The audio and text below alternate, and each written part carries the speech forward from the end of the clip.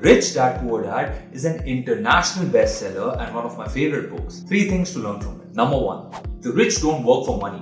I was taught that to get rich, you gotta study really hard, you gotta get a good job, and then you gotta work really hard to make a good salary. Well, that's absolute bullshit. The poor work for money. The rich learn how to make money work for them. Now, the best way to do this is to invest in wealth generating assets like equities, real estate, and businesses. Point number 2 is identify your assets and your liabilities. According to Rich Dad, an asset is something which puts money in my pocket, and a liability is something which takes money out of my pocket. So now if I buy a nice fancy car on loan, that's a liability. Why? Because as soon as it goes out of the showroom, it depreciates 20% in value, and from there on month, I have to shell money out of my pocket for its loan as well as its maintenance. Ideally, I want to build my asset and I want to reduce my liability. Point number 3 is taking risks. Rich Dad says that in all my years of investing, I have never met a rich person who has never lost money. But I've met a lot of poor people who have never lost a single dime.